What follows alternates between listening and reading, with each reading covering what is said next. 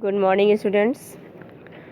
Today we have to read page number 89 of this chapter. So let's start. What danger, what are you afraid of? I asked. क्या खतरा? तुम किस चीज़ से डर रहे हो? मैंने पूछा. आपने कल पढ़ा था कि कोई ये लोग मार्स पे गए हैं और उनको वहाँ पे कुछ खतरा फील हो रहा है.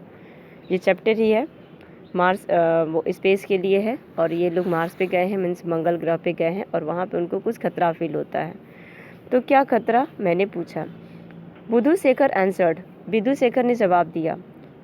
डेंगा, टेरिल डेंगा, डेंजर, टेरिबल डेंजर. कुछ डेंगा वो लोग कोई वर्ड बोलते हैं, टेरिल डेंगा, और उसके बाद बोलते हैं कि बहुत ही भयानक खतरा.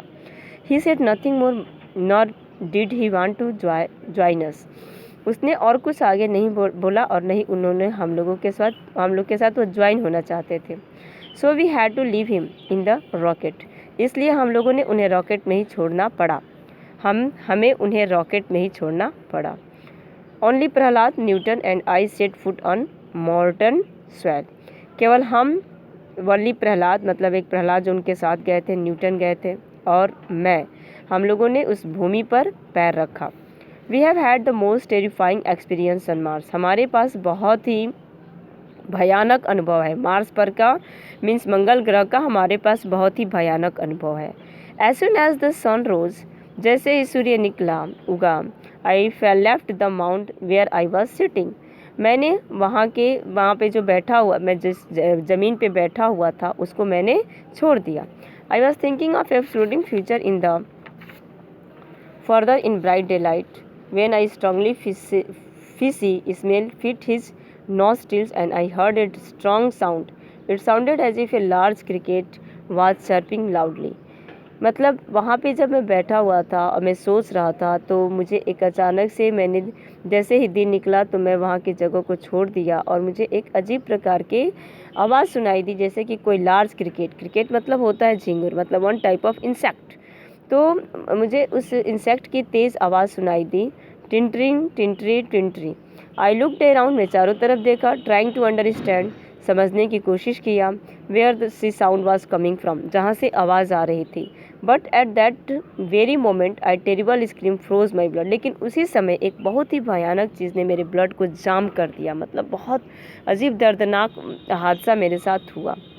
देन आई सा प्रहलाद. तब मैंने प्रहलाद को देखा. His eyes were wide open with fear. उसकी आंखें एकदम चौड़ी थी डर के मारे. His right arms was wrapped around Newton. उसके दाहिने हाथ को न्यूटन ने बांध रखा था. And he was running towards the rocket. और वे रॉकेट की तरफ दौड़ रहे थे. The creature that was chasing him he was not human. जो आदमी उनका पीछा कर रहा था वो ह्यूमन नहीं था. जो मतलब जीव उनका पीछा कर रहा था वो आदमी नहीं था. Nor an animal nor a fish. न तो एक जानवर था न एक मछली थी. Yet it has something in common with all three. लेकिन वह इन तीनों से कुछ अलग था. It was about 4 feet high. It had legs and feet. उसके 4 फीट वो ऊंची थी, उसके पैर थे, और है ना. But instead of arm there were huge fins. लेकिन आर्म के बदले में उसके पास बहुत ही भयानक पंख थी. बड़ा सा पंख था मछली की तरह. Its head was very big. उसके सर भी बहुत ही बड़े थे. There was a single large green eye in the centre of the head. और हेड के बीच में एक बड़ी सी आँख थी. The mouth was wide open. मुंह अभी भी खुला हुआ था. But there were no teeth. लेकिन कोई भी दांत नहीं थे. Its whole body was covered by fish scales. और इसका पूरा बॉडी जो था मछली के स्केल की तरह ढका हुआ था. शाइनिंग इन द सन, जो सूर्य की रोशनी में चमक रहा था. आई रैन आफ्टर द क्रीचर. मैं क्रीचर के पीछे दौड़ा. I was still about 20 yards from away from it when Prahlad climbed into A rocket quite safely. जब 20 yards की दूरी पर हम लोग थे, वह था जब प्रहलाद जो था बहुत ही सुरक्षित रूप से रॉकेट पे चढ़ गया. Vidhu Shekhar jumped out of the rocket and stood in the creature's way. Vidhu Shekhar अचानक से वहाँ से उछला, रॉकेट से उछल करके नीचे आया और उस क्रीचर के रास्ते में आकर के खड़ा हो गया. So students, thanks for today. Last explanation we will have tomorrow.